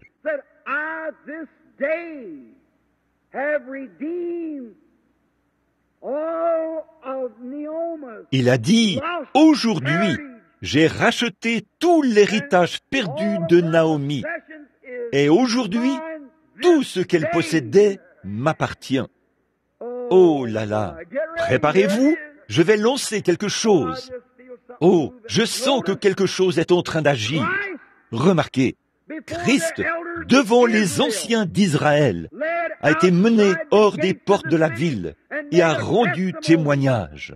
Il a été blessé pour nos transgressions. C'est par ses meurtrissures que nous avons été guéris. Un témoignage public. Il a racheté l'Église. De quoi? De ce qu'elle avait perdu. Dans le jardin d'Éden, nous ne connaissions pas la maladie. Dans le jardin d'Éden, nous ne connaissions pas le péché. Dans le jardin d'Éden, nous ne connaissions pas la mort.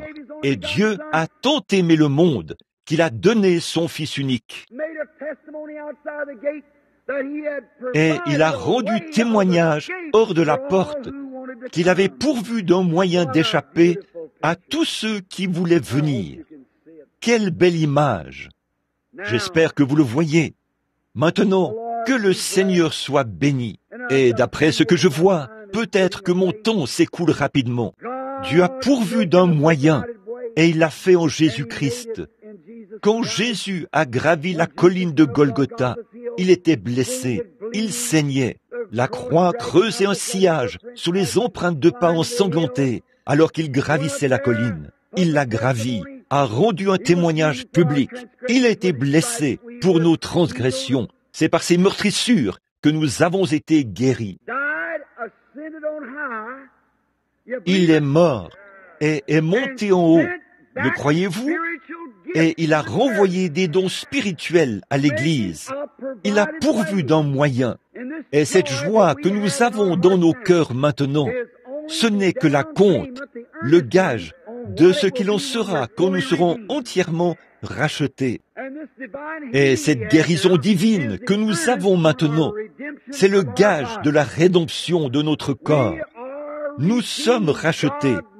Dieu a pourvu du sacrifice. Je dois m'arrêter, mes amis, parce que les gens se lèvent et sortent.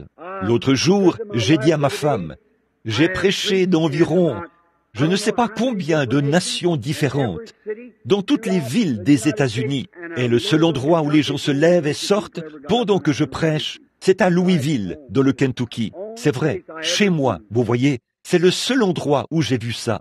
Si quelqu'un dans le bâtiment a déjà été avec moi dans des réunions ailleurs, et qu'il a remarqué cela, qu'il lève la main, certainement. Partout ailleurs, cela ne m'est jamais arrivé nulle part, de toute ma vie, sauf ici, chez moi, à Louisville, dans le Kentucky. Les gens se lèvent et sortent.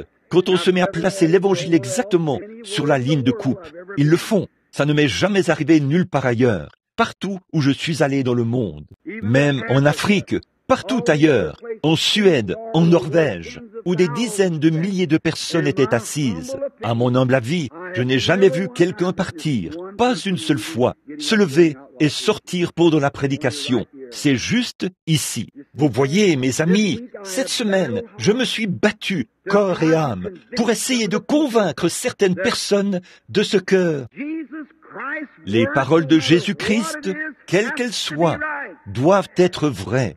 Il a dit, un prophète n'est méprisé que parmi les siens, dans sa région. Et c'est tout à fait vrai. Ils ne veulent pas du tout accepter cela. Je ne sais pas pourquoi. Jésus l'a dit, un point c'est tout. Je connais des gens partout dans le pays qui seraient presque prêts à mourir pour moi. Ils m'aiment. Mais en règle générale, c'est la parole de Dieu, et Dieu doit tenir sa parole pour pouvoir être Dieu. C'est vrai. Et tous ceux qui ont déjà assisté aux réunions, ailleurs qu'ici, nous avons eu ici le plus petit nombre de signes et de miracles qui se soient produits de toutes les séries de réunions que j'ai jamais vues de cette durée. D'habitude, il y a des aveugles, des sourds, des muets, des estropiés et tout, des fauteuils roulants empilés dans un coin, des gens qui se déplacent, des lits de camp et des brancards. Et pour autant que je sache, il n'y a eu que les 2 personnes qui sont assises ici. J'ai vu l'une des 2 auparavant, ce garçon-ci qui est assis là. J'ai vu le Saint-Esprit suspendu là, au-dessus de lui l'autre soir. Il est venu tout près. J'aurais pu prononcer sa guérison. Et juste au moment où avant la fin de la prédication, mais j'ai vu cela s'éloigner de lui et commencer quelque chose à traverser l'endroit où il était, et cela l'en a privé. C'est la seule personne que j'ai vue qui était affligée d'une manière quelconque, à part quelques personnes sourdes ou quelques-uns qui sont venus sur l'estrade, dont on m'a parlé. Je ne sais pas. Mais voilà, c'est cela. C'est chez soi. C'est parmi les siens. Maintenant, à mes bons amis, Monsieur Max Padin, Monsieur McDowell, et à ceux qui sont assis dans ce bâtiment ce soir, ceux à qui j'ai essayé d'en parler, et vous, les gens de Jeffersonville, vous qui êtes du tabernacle, voyez-vous de quoi je parle? On ne peut pas changer la parole de Dieu. Il en sera ainsi pour toujours, parce que Jésus l'a dit. Alors vous, qui me suppliez de revenir au tabernacle, voyez-vous pourquoi? Où il y a probablement eu 50 personnes qui ont été sauvées ici cette semaine, au cours du réveil. Peut-être pas autant que ça, peut-être pas 10, pour autant que je sache, alors que d'ordinaire, en 8 jours ailleurs, on en aurait eu des centaines et des centaines et des centaines. Vous voyez la différence? C'est chez soi, c'est parmi les siens. Ce n'est pas parce qu'ils ne m'aiment pas, mais parce que Jésus l'a dit. Et quand il est allé chez les siens, la seule chose qu'il a pu faire a été d'imposer les mains à quelques malades et de les guérir. Il n'a pu accomplir de miracle. Pas vrai? Là, je cite l'Écriture. Et c'est comme ça que ça doit être. C'est vrai.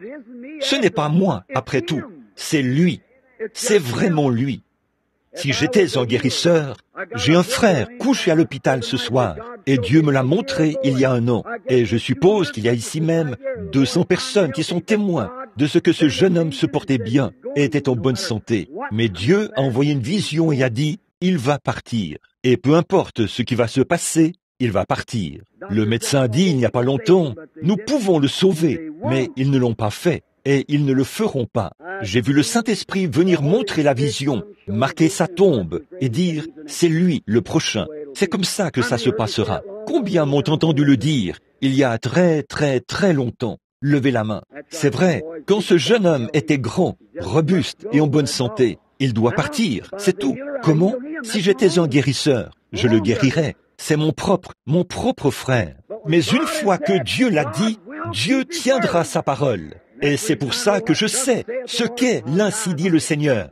Je mourrai par cela, car c'est la parole de Dieu, et il la tiendra. Il a pourvu d'un moyen, et je suis heureux de l'accepter ce soir. C'est le Seigneur Jésus-Christ. Pas vous, que ces bénédictions éternelles reposent sur vous. Et je le répète, le sacrifice pourvu par Dieu ce soir, le moyen d'échapper, c'est par Jésus-Christ. Alors Jésus-Christ a pourvu d'une église pour les incroyants, afin qu'ils puissent venir voir la manifestation de sa résurrection et savoir sans l'ombre d'un doute qu'il est ressuscité des morts.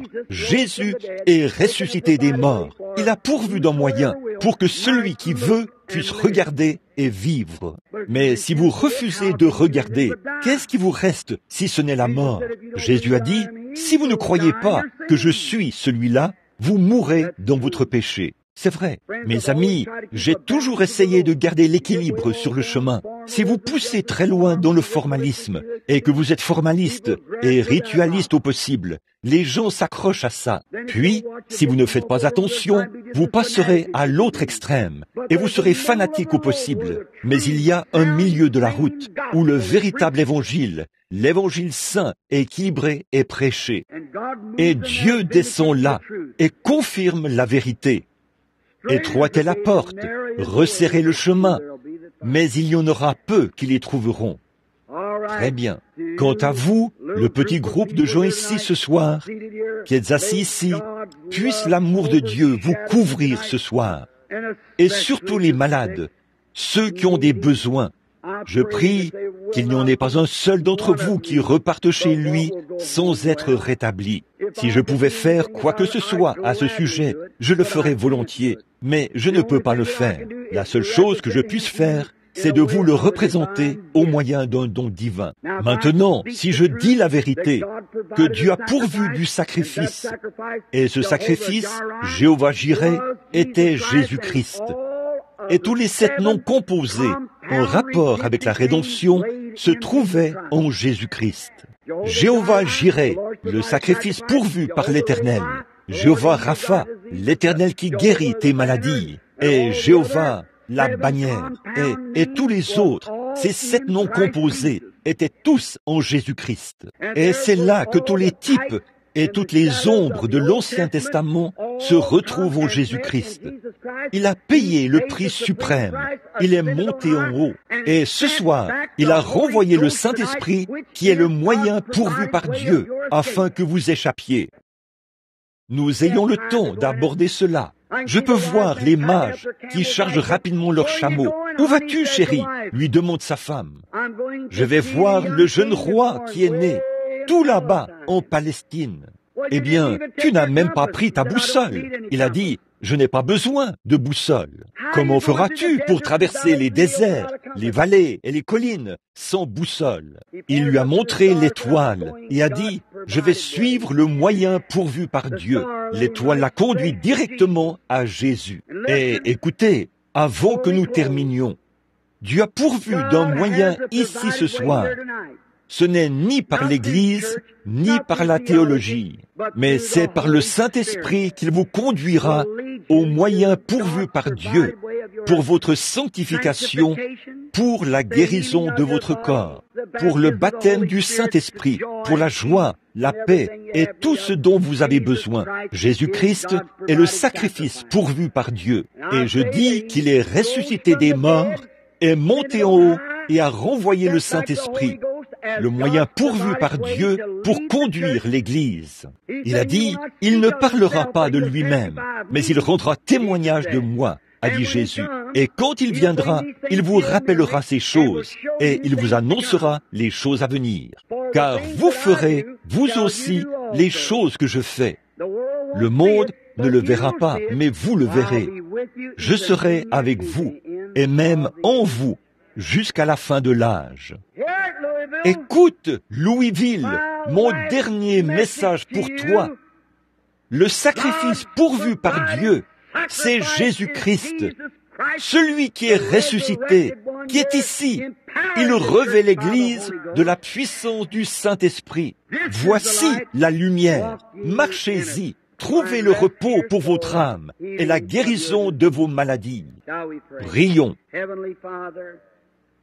Père céleste, ô Dieu, quand le jour, tout au fond de mon âme, je me pose des questions, puisque je suis amené à me poser des questions en voyant cette grande et belle nation qu'est l'Amérique, et en voyant ces grosses bombes que l'on pose là-bas, de l'autre côté de la mer, des hommes méchants, impies, qui renient Dieu, qui renient le Seigneur Jésus-Christ, le Saint-Esprit, plein de méchanceté, de malice et de toute espèce de stratagème que Satan leur inspire pour détruire ce monde et faire exactement comme tu avais dit qu'il sera, consumé par la chaleur. Même les grands hommes de science dans le monde disent que dans 10 ans, il y aura un anéantissement total. Il ne restera plus personne, rien qui soit vivant sur la terre.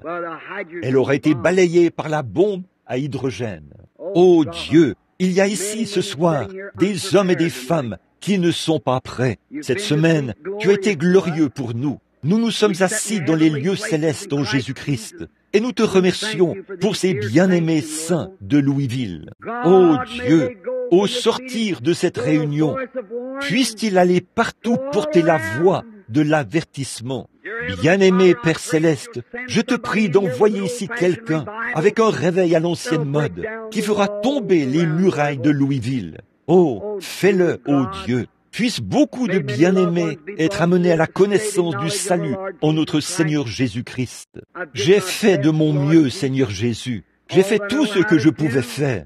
J'ai levé la voix contre le péché de toutes mes forces, et tu as été plus que glorieux pour nous. Tu as confirmé chaque parole par des signes et des prodiges. Nous te remercions. Maintenant, Père, pour ce qui est du résultat, nous remettons tout cela entre tes mains. Que ta volonté soit faite. Bénis frère Cowbell, Seigneur, notre frère. Bénis toute son équipe et tous les autres ministres. Nous pensons aux petits frères d'Urban d'ici et à ces autres frères de la région ici qui sont de braves frères. Ils font tout ce qu'ils peuvent pour combattre le péché, la méchanceté, le whisky, la beuverie, la mauvaise conduite, le badinage et tout ce qui accourt dans la ville. Ils essayent de donner la voix de l'avertissement. Ô Dieu, bénis ces hommes et oins-les du Saint-Esprit. Accorde-le, Seigneur. Puisse-il être de bons intendants et avoir un franc succès alors qu'ils appellent les gens à passer des ténèbres à cette merveilleuse lumière. Et maintenant, Seigneur, alors que c'est notre dernière réunion ce soir, ne veux-tu pas venir? Viens encore une fois, glorieux Saint-Esprit, puissance divine, et couvre-nous de ta bénédiction. Puisse l'ange de Dieu se tenir ici sur l'estrade, comme témoin de la résurrection, du sacrifice pourvu par Dieu, le Seigneur Jésus-Christ. Puisse-t-il opérer de grands signes et des prodiges en guise de confirmation de la parole, car c'est en son nom, celui de ton Fils bien-aimé, Jésus-Christ, que nous le demandons. Amen. Que le Seigneur vous bénisse, amis chrétiens. Maintenant, je veux prier pour les malades. Je veux vous demander maintenant, juste avant cela, y a-t-il quelqu'un qui soit présent dans ce bâtiment, qui n'est pas sauvé, qui n'a même pas encore été converti et qui voudrait demander à Christ de pardonner ses péchés? Je vous le demande ouvertement et sans façon. Je crois que vous serez assez hommes ou assez femmes, assez garçons ou assez filles pour le faire. Si vous n'avez jamais accepté Jésus comme votre sauveur personnel et que vous voulez le faire maintenant, voulez-vous vous lever en tant que croyant pour dire, à partir de cette heure, je serai désormais un croyant en Jésus-Christ.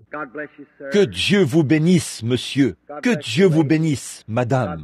Que Dieu vous bénisse, madame. Que Dieu vous bénisse, madame. En faisant cela, vous confessez votre foi en Jésus-Christ. Environ 5 âmes seraient allées dans une éternité ténébreuse si elles étaient mortes il y a 5 minutes. Si elles meurent maintenant, elles sont couvertes par le sang. Une de plus, où est-elle? Tout au fond, que Dieu vous bénisse. Oui, mon frère, que Dieu vous bénisse, frère. C'est que Dieu vous bénisse. Que Dieu vous bénisse, sœur. C'est ça, cette vieille et rugueuse. Que Dieu vous bénisse, frère. Vous acceptez Jésus. Que Dieu vous bénisse, frère. Que Dieu vous bénisse. Quelque part au balcon, que Dieu vous bénisse, sœur. C'est merveilleux. Oh là là, j'aimerais que nous ayons de la place ici pour un bond des pénitents à l'ancienne mode et pour un appel à l'autel. C'est ce dont nous avons besoin maintenant même. Combien ici disent, Frère Branham, j'ai été un pécheur, mais maintenant je confesse, j'accepte dans mon cœur Jésus-Christ, le sacrifice pourvu par Dieu. Environ 2 douzaines de gens se sont levés. Voulez-vous vous lever et dire, que Dieu vous bénisse, que Dieu vous bénisse, jeune homme. C'est bien, que Dieu vous bénisse. Quelqu'un d'autre veut se lever pour dire, j'accepte Jésus-Christ maintenant même comme mon sauveur. Je fais cette confession ouvertement devant les gens et devant Dieu, que j'accepte maintenant le remède de Dieu pour mon péché, Jésus-Christ. Est-ce qu'il y en aurait un autre ici, quelque part? Que Dieu vous bénisse, jeune homme. C'est courageux. Que Dieu vous bénisse.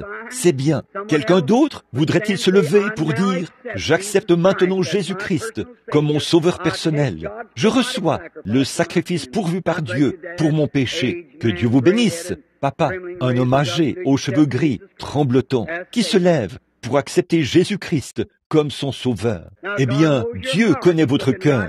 Il est en train de vous regarder. Que Dieu vous bénisse, jeune homme. Je vous ai vu vous lever là-bas, vous qui portez un tricot rouge. Très bien. Quelqu'un d'autre veut se lever pour dire, j'accepte. Que Dieu vous bénisse. Et vous, la dame et le jeune garçon là-haut, que Dieu vous bénisse. Que Dieu, quand vous vous levez publiquement devant cet auditoire, votre nom est inscrit dans le livre de vie de l'agneau. Celui qui me confessera devant les hommes, je le confesserai devant mon Père et devant les saints anges.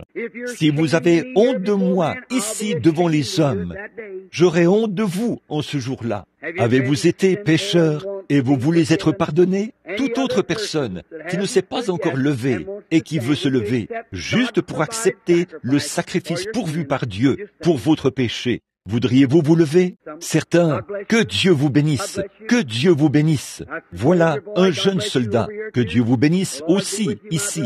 Que le Seigneur soit avec vous, mon frère. Quelqu'un d'autre? Très bien. Que Dieu vous bénisse, madame. Que Dieu vous bénisse, sœur. C'est bien. Quelqu'un d'autre veut recevoir la vie éternelle en acceptant Jésus-Christ? Que Dieu vous bénisse. Oui, que Dieu vous bénisse. Vous trois, au balcon. N'est-ce pas merveilleux? Une trentaine de gens, ou plus, maintenant. Très bien. Que Dieu vous bénisse. Voilà le moyen. Acceptez Jésus, le sacrifice pourvu par Dieu. Il est Jéhovah Jireh. Très bien. Que le Seigneur vous bénisse là, au balcon, ma sœur, et vous donne la vie éternelle. Maintenant, vous avez trouvé grâce devant Dieu. Il n'y a pas un seul chrétien ici qui sait quoi que ce soit au sujet de Dieu, qui ne sait pas qu'au cours des 5 dernières minutes, l'atmosphère a complètement changé dans ce bâtiment. C'est vrai, voyez, c'est au moment le plus sombre que Jésus vient. Quelqu'un d'autre veut dire, j'accepte maintenant Jésus-Christ. Que Dieu vous bénisse, madame. Je l'accepte. Je veux que mon nom soit écrit dans son livre. Je l'accepte maintenant même, comme le chef suprême de ma vie. Que Dieu vous bénisse, monsieur. Que Dieu vous bénisse. Quelqu'un d'autre, un rétrograde, voudrait se lever pour dire, j'ai déjà été un chrétien, frère Branham, mais je me suis éloigné. J'ai été loin de Dieu. Ce soir, je rentre à la maison. Que Dieu vous bénisse, sœur. Que Dieu vous bénisse, frère. Oh, Dieu vous voit. Que Dieu vous bénisse, madame. Que Dieu vous bénisse, frère. Que Dieu vous bénisse, sœur. Que Dieu vous bénisse, sœur. C'est ça. Oh là là. Que Dieu vous bénisse, frère. Je vous vois au balcon. Que Dieu vous bénisse. Que Dieu vous bénisse. Vous, le frère qui a les mains levées. Quelqu'un d'autre? Que Dieu vous bénisse, madame. C'est merveilleux. Que Dieu vous bénisse, sœur. C'est merveilleux. Continuez simplement à venir. Que Dieu vous bénisse, sœur. Je vous vois debout. Que Dieu vous bénisse, monsieur, là-haut sur l'estrade. Vous qui avez la main levée, que Dieu vous bénisse. Au fond, tout au fond, est-ce que quelqu'un voudrait dire, frère Branham, je suis un rétrograde en ce moment. Je rentre à la maison. J'accepte mon remède, Jésus-Christ, le sacrifice qui a été pourvu pour ma rétrogradation. Je rentre à la maison ce soir même. Je règle ça ici même, tout de suite et pour toujours. Et je sais que lorsque... Thine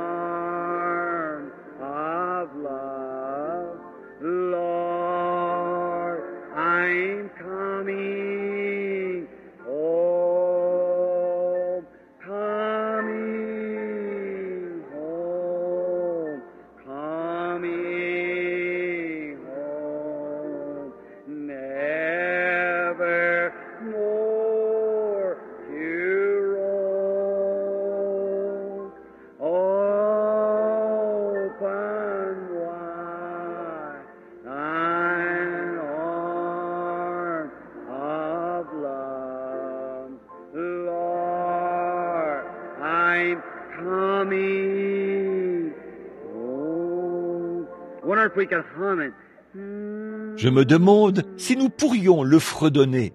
Pendant qu'on le fredonne, y en a-t-il un autre encore qui voudrait dire « Seigneur, tu me vois, je me lève, je rentre à la maison maintenant, j'en ai assez d'errer, d'avoir une paix instable. J'accepte ton moyen d'échapper, Jésus-Christ, comme mon sauveur. Je viens maintenant, Seigneur, tel que je suis. Je viens, je lève la main.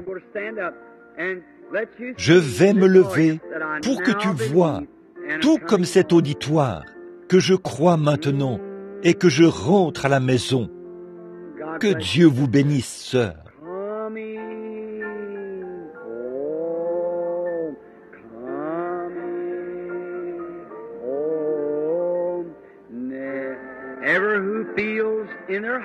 Tous ceux qui sentent dans leur cœur qu'ils veulent l'accepter, levez-vous.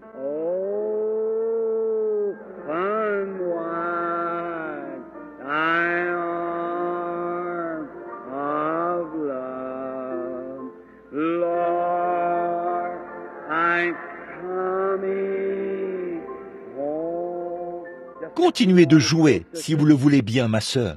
Je vais vous demander quelque chose maintenant.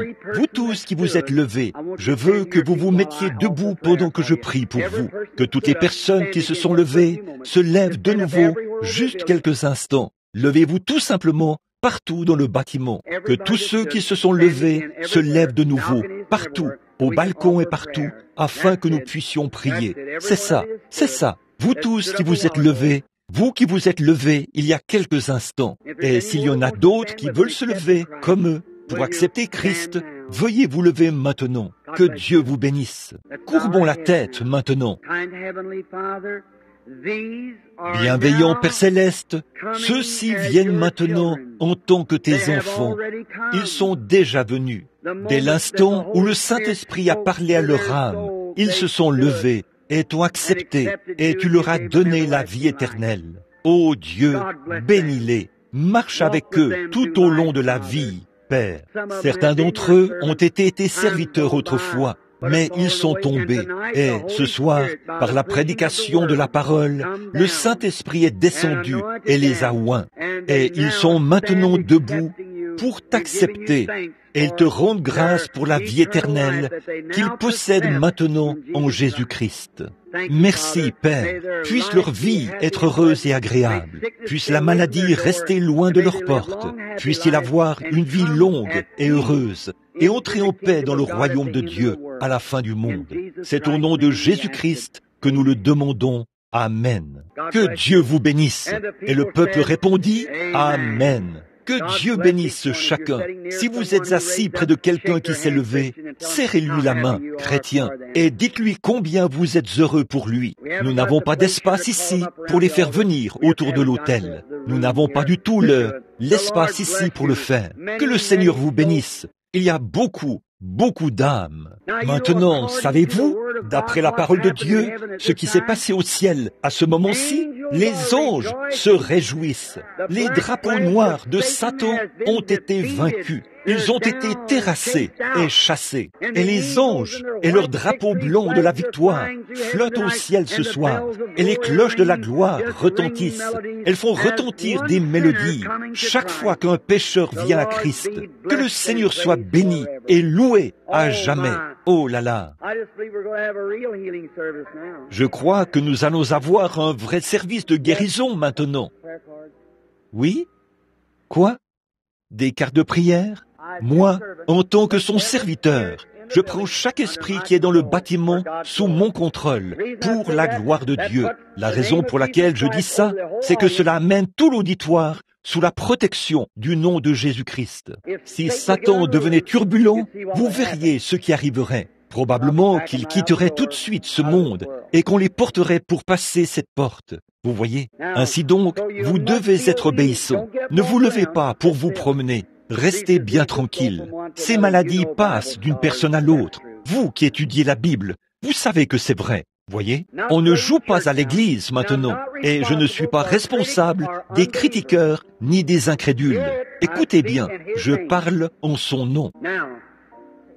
Maintenant, l'ange du Seigneur est tout près. J'ai confiance que Dieu manifestera la résurrection de son Fils. Maintenant, approchez-vous. Sœur, alors que vous et moi, nous nous tenons ici tous les deux, je suppose que nous sommes des inconnus l'un pour l'autre. Je ne vous connais pas, je ne vous ai jamais vu, mais Dieu nous connaît tous les deux. Vous êtes simplement quelqu'un qu'on a fait venir de l'auditoire. Quelqu'un vous a donné une carte de prière sur laquelle figurait un numéro. Vous avez reçu votre numéro, il a été appelé, et vous voici. En fait, vous n'avez pas besoin de carte de prière. Vous qui êtes assis dans l'auditoire, commencez simplement à prier et voyez si le Saint-Esprit qui est dans l'église ce soir n'est pas exactement le même que celui qui était en Jésus-Christ. Voyez s'il n'est pas le même. S'il n'est pas le même, s'il n'est pas le même, alors j'ai déformé l'Évangile devant vous, ce qui fait de moi un faux témoin de la résurrection. Si Dieu confirme que c'est la vérité, alors j'ai dit la vérité, et Dieu a attesté que c'est la vérité. Maintenant, cette dame-ci m'est inconnue. Je ne l'ai jamais vue de ma vie. Elle ne m'a jamais vu, je suppose. Nous nous sommes simplement rencontrés ici, c'est tout. Je ne la connais pas. Dieu la connaît. Bon, quand notre Seigneur Jésus était ici une fois, il a parlé à une femme qu'il n'avait jamais vue de sa vie. Elle venait chercher de l'eau au puits et il a dit « Apporte-moi à boire ». Et il lui a parlé assez longtemps pour capter son esprit. Puis il lui a dit quel était son problème. Et elle a dit « Eh bien, je vois que tu es prophète ». Or, Jésus a dit « Vous ferez, vous aussi, les choses que je fais ». Jusqu'à la fin du monde. Une fois, un homme est venu dans sa ligne de prière. C'était un homme juste. Il lui a dit, « Tu es un chrétien, un brave homme, un homme honorable. » Il a dit, « D'où me connais-tu, rabbi ou révérend, docteur, peu importe comment vous l'interprétez. » Il a dit, « Avant que Philippe t'appelle, quand tu étais sous l'arbre, je t'ai vu. » Autrement dit, tu as prié avant de venir à la réunion, et je t'ai vu le faire. Il a dit, « Tu es le Fils de Dieu. Tu es le roi d'Israël. » Eh bien, si Jésus est ressuscité des morts, alors il fera la même chose. Maintenant, vous, dans l'auditoire, il est ici maintenant, l'ange du Seigneur. Vous en êtes maintenant conscient qu'il s'est passé quelque chose à cet instant précis. N'est-ce pas vrai? C'est vrai, il est ici. Maintenant, quant à vous guérir, ça, je ne le peux pas. Vous ne pourriez pas cacher votre vie, car vous n'êtes pas en présence de votre frère, mais en sa présence à lui. N'est-ce pas la vérité? Et vous le croyez de tout votre cœur. Et vous croyez que Dieu nous a envoyés ici pour essayer de vous aider. En plus d'être vous-même malade, vous avez un bien-aimé qui est malade. C'est votre mari. Il a une hernie, n'est-ce pas? Oui, vous êtes tous les deux guéris. Vous pouvez rentrer chez vous maintenant. Que Dieu soit avec vous et qu'il vous bénisse. Que Dieu vous bénisse, sœur. Une foi toute simple a touché et guéri cette femme. Venez. Bonsoir, sœur. Je suppose que nous sommes des inconnus l'un pour l'autre. Nous ne nous connaissons pas. Bon, je ne suis que votre frère. C'est pour votre bébé, c'est pour ça que vous êtes ici. Une ombre noire est suspendue au-dessus de ce bébé. Sa maladie est incurable, d'après les médecins. Croyez-vous qu'il me révélera ce qui ne va pas chez le bébé? Vous croyez cela de tout votre cœur? Il y a eu une sorte d'expérience faite à l'hôpital. Le bébé a subi une opération et c'est quelque chose dans ses intestins. Et il y a une sorte d'os ou quelque chose là qui ne va pas. Et le foie du bébé est maintenant enflé. N'est-ce pas vrai? C'est la vérité, n'est-ce pas? Bon, ce n'était pas moi qui ai dit ça. C'était simplement un abandon total à Jésus-Christ. Et sa présence est ici. Maintenant, la seule chose que je puisse faire, c'est d'implorer Dieu pour votre bébé. Vous acceptez la guérison du bébé? Ô Christ, Fils de Dieu, sois miséricordieux envers cet enfant qui se meurt. Puisse-t-il être rétabli ce soir même? Accorde, Seigneur Jésus, que tes bénédictions reposent sur lui et qu'il se rétablisse, car c'est au nom de Jésus-Christ que je le demande. Amen. Que Dieu vous bénisse, maman. Tenez-moi au courant de la situation du bébé, de ce qui s'est passé. Vous constaterez qu'un changement s'est opéré en lui dans les 24 prochaines heures. Maintenant, souvenez-vous de ce que je vous ai dit. Celui qui sait ce qui a été, il sait ce qui sera. Très bien. Venez, madame. Vous croyez de tout votre cœur? Vous croyez que le Seigneur Jésus-Christ est ici pour guérir et rétablir? Vous croyez que je suis son serviteur? Vous êtes consciente que vous êtes dans la présence de quelque chose d'autre que l'homme. C'est son esprit. Il se peut que l'auditoire ne comprenne pas ceci, mais observez l'expression du visage du patient lorsqu'il s'approche d'ici. Ce n'est pas parce que c'est moi. Je n'ai rien à voir là-dedans. Je ne suis qu'une voix. Mais cette femme-ci, ou qui que ce soit d'autre, comprend et reconnaît qu'il y a quelque chose de surnaturel ici. Et vous pouvez considérer cela comme un miracle. Qu'est-ce qu'un miracle? Quelque chose d'incompris.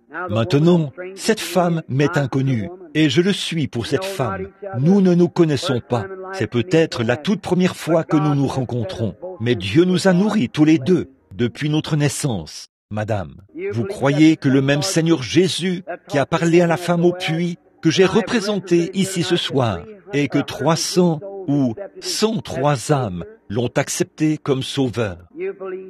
Vous croyez maintenant qu'il connaît votre cœur et qu'il sait tout ce que vous avez fait? S'il me révèle l'objet de votre requête en ce moment, l'accepterez-vous? Une névrose, pas vrai? Vous me croyez maintenant? Bon, voici autre chose. Vous êtes préoccupé par un bien-aimé. C'est un garçon. Et ce garçon souffre du cœur. Et il est membre d'une église ici, à Louisville, une église baptiste. Allez, que le Seigneur Jésus vous bénisse et vous accorde ce que votre cœur désire. Amen. Soyez respectueux, acceptez, croyez. Maintenant, je vois une dame de couleur, assise, en train de prier. Elle a un problème de rein. Vous ne l'avez plus maintenant, madame. Votre foi vous a guéri. Levez-vous. Que Dieu vous bénisse. Croyez simplement de tout votre cœur, et cela vous sera accordé. New Testament religion. Amen.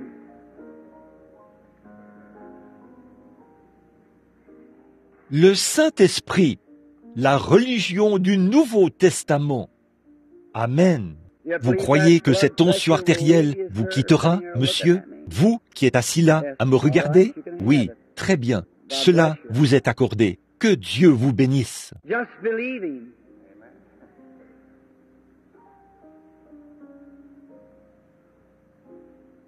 Croyez simplement en lui. Ayez la foi, sœur. Vous qui êtes assise là et qui regardez par ici tout en priant, il y a quelque chose qui ne va pas avec votre gorge, n'est-ce pas?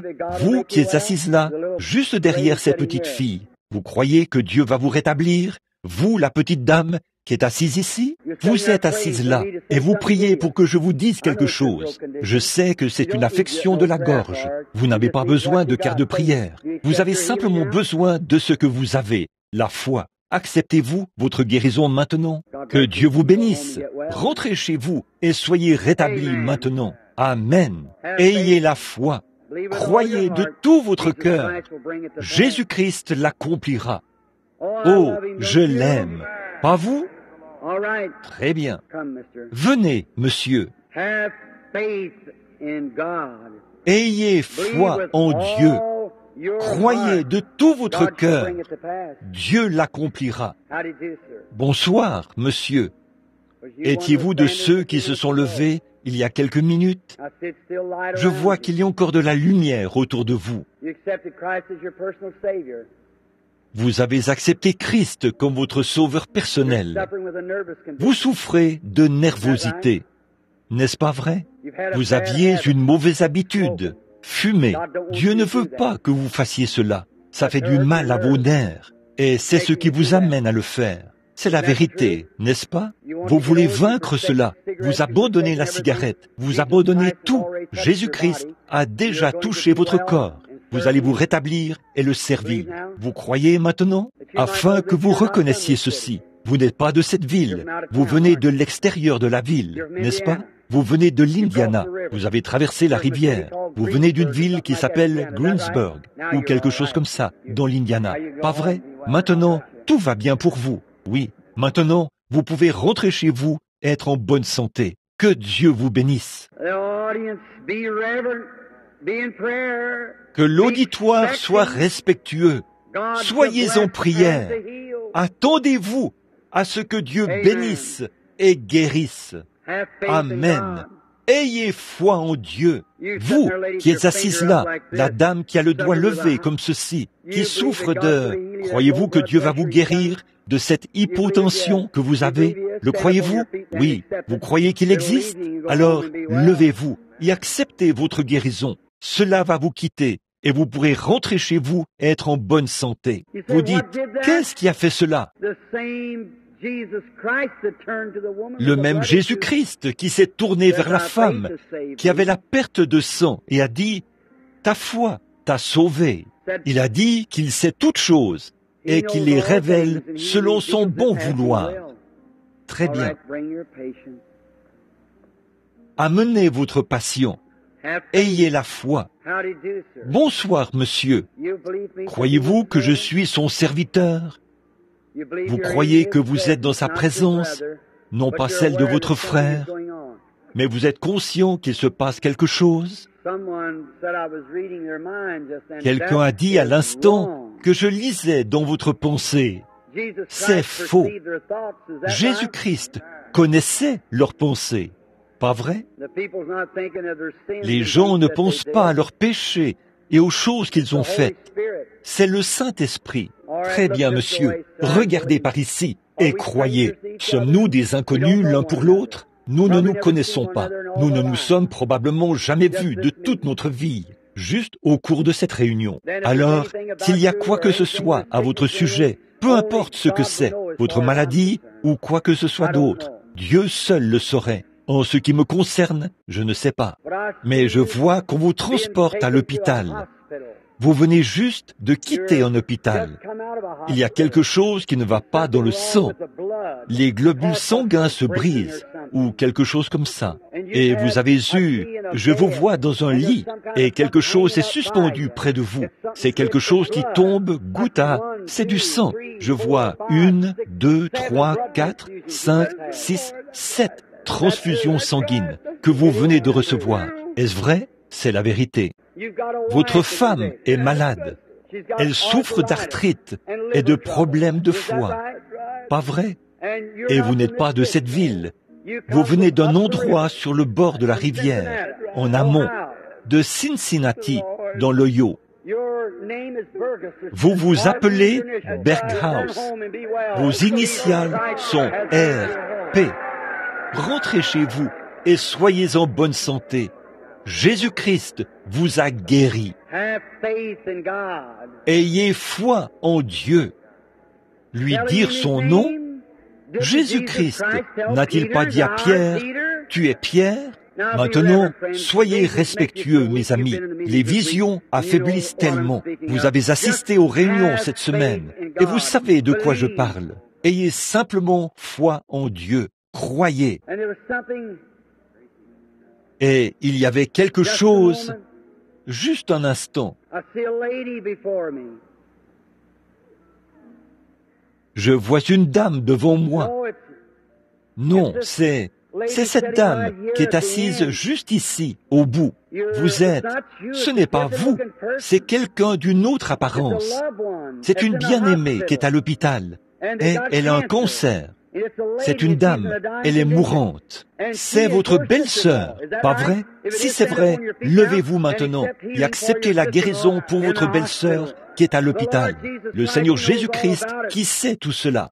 Très bien, sœur, vous qui êtes en train de taper des mains, et de vous réjouir. Il y avait quelque chose qui n'allait pas avec vos mains, n'est-ce pas? Très bien. Elles sont guéries maintenant, et vous pouvez rentrer chez vous. Et vous, qui êtes assise là, à côté d'elle, vous aviez des calculs biliaires, n'est-ce pas, madame? Vous qui êtes assise là, levez-vous. Vous aussi, vous pouvez rentrer chez vous et être rétabli. Cela vous quitte au nom du Seigneur Jésus-Christ. Croyez seulement. Tout est possible à ceux qui croient. Ayez foi en Dieu. Amenez la dame.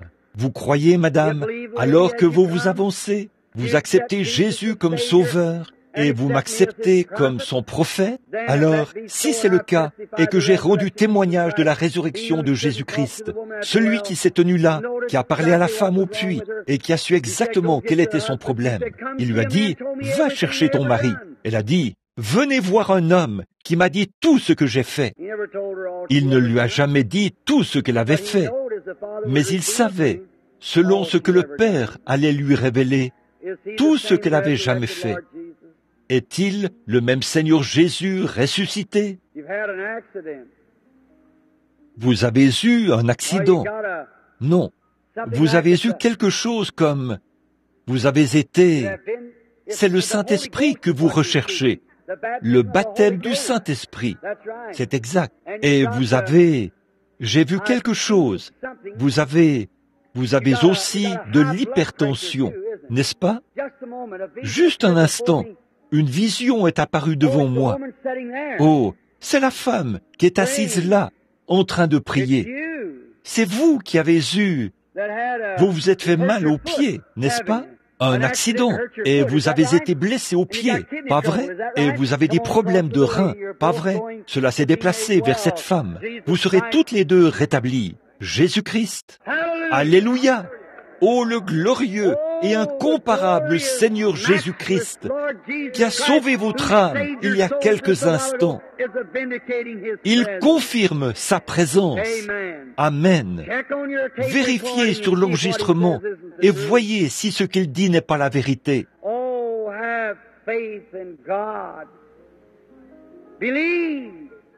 Oh, ayez foi en Dieu. Croyez. Tout est possible à ceux qui croient. Très bien, Billy. Est-ce que c'est ton patient? Amène-le.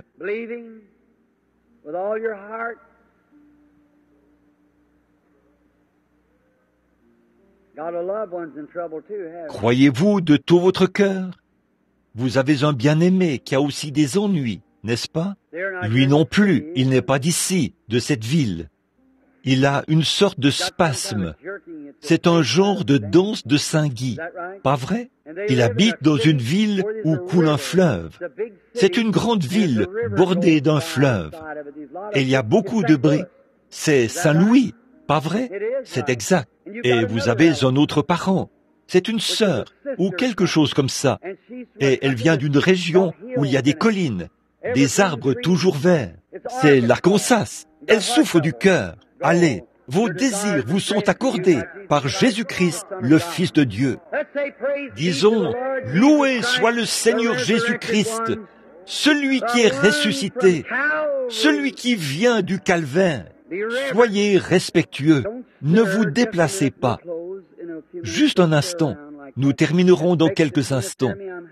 Ne vous déplacez pas comme ça, ça crée des interférences. Ici ce soir, j'observe. Soyez respectueux. Que la dame s'avance. Croyez-vous que vous pourriez vous rétablir par la foi et que cette tumeur pourrait vous quitter sans que vous soyez opéré?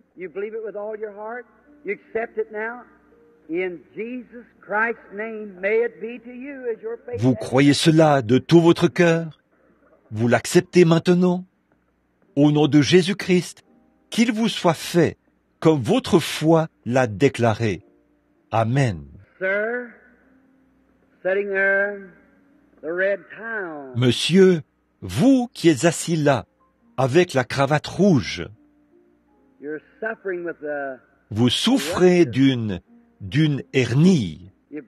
Vous croyez que le Seigneur Jésus vous rétablit? Vous acceptez cela? Vous venez aussi de l'extérieur de la ville. Je vois que vous venez aussi du bord de la rivière, en amont, de Cincinnati. Pas vrai? Très bien. Comme vous travaillez ensemble, levez-vous tous les deux maintenant même et soyez rétablis au nom de Jésus-Christ. Que Dieu vous bénisse. Cette chose vous quitte. Rentrez chez vous. Soyez en bonne santé.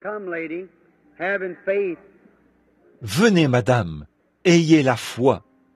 Vous croyez que ce problème gynécologique vous a quitté? Vous acceptez Jésus comme votre guérisseur pour ça maintenant? C'était un abcès qui coule et ce serait très rapidement devenu un cancer. Mais votre foi vous a sauvé. Maintenant, allez, donnez la louange à Dieu pour cela et tout ce que vous demanderez vous sera accordé. Venez, monsieur, croyez de toute votre âme. Si Dieu révèle votre problème, accepterez-vous votre guérison? Vous souffrez du cœur, pas vrai? Vous croyez qu'il vous guérit maintenant? Alors, il le fait. Votre foi vous guérit. Allez et ayez la paix de Dieu. Venez, madame. Vous croyez que Dieu guérira ce bébé alors que je traverse l'estrade? Il a des problèmes de reins. Allez maintenant. Jésus-Christ guérit ce petit garçon au nom de Jésus-Christ. Amen. Vous étiez nerveuse. Cela vous a quitté, vous aussi. Que Dieu soit avec vous. Have faith in God.